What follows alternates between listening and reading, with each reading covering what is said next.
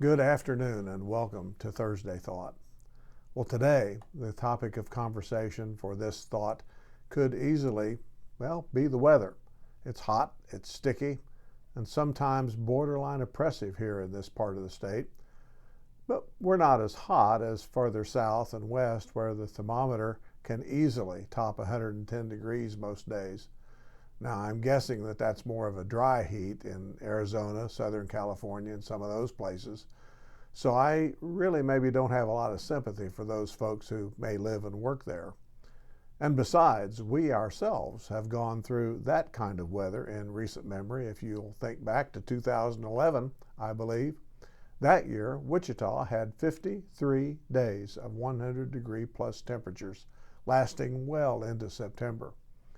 The average high temperature for the month of July that year was 102 degrees, a full 10 degrees more than the normal. And the average low temperature for that month was 77 degrees. That's 7 degrees warmer than the normal for that month. I well remember the evening when a cool front finally came through in about mid-September or so, breaking the hold that the heat had on us. I stood outside in our driveway waiting for it. I knew it was coming from looking at the weather.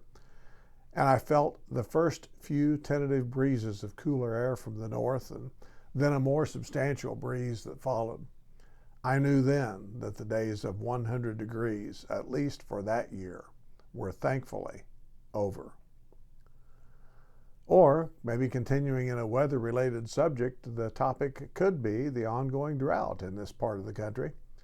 And we've been in drought conditions before, some much worse than this one.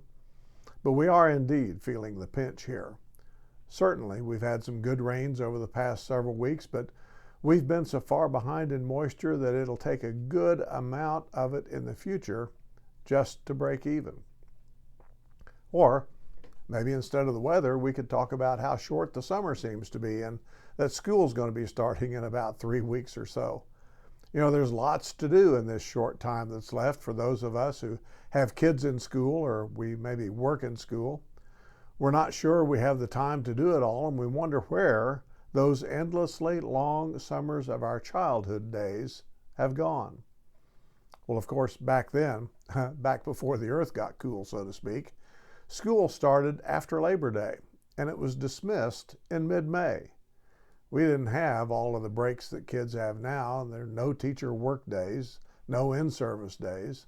Sometimes the stretch between holidays and other days off seemed to be rather long, but we as kids enjoyed well over 3 months of summer vacation, as opposed to about 2.5 months now.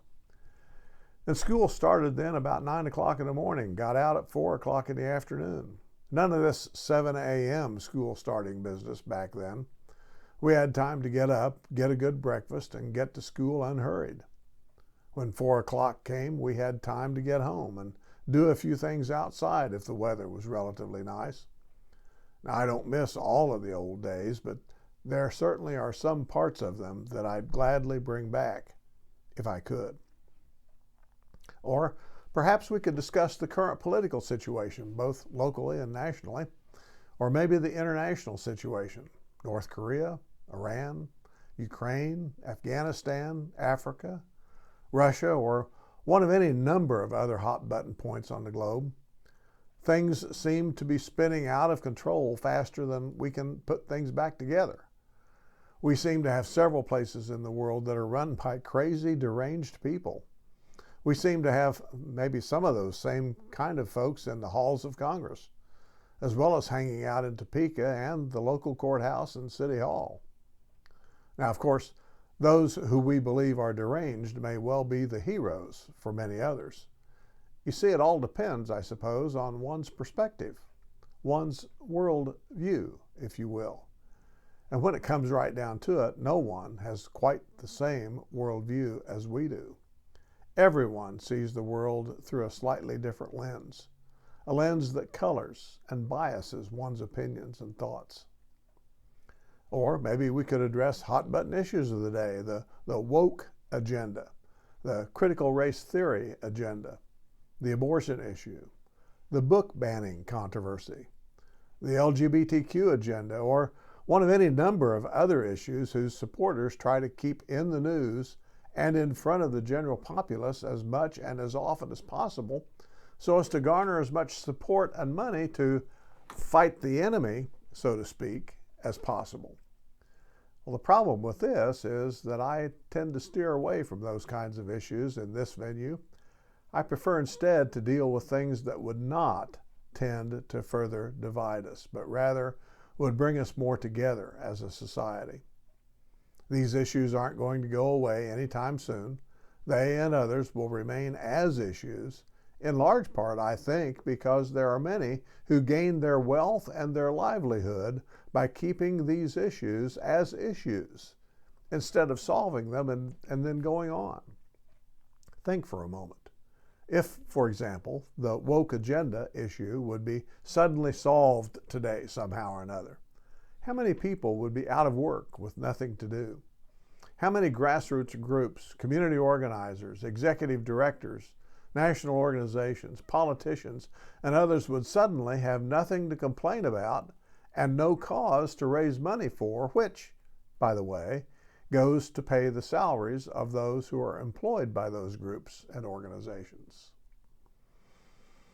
Well, I was going to talk about something other than all of these, but my time's about up. So I'll have to close out this week's post, I think, with a couple of quotes that I borrowed from my Facebook friend Beth's timeline. The quotes aren't related, but both of them are well worth your consideration. The first quote: "Sometimes all it takes is one prayer to change everything." And the second quote: "Integrity is doing the right thing when no one is watching." Blessings.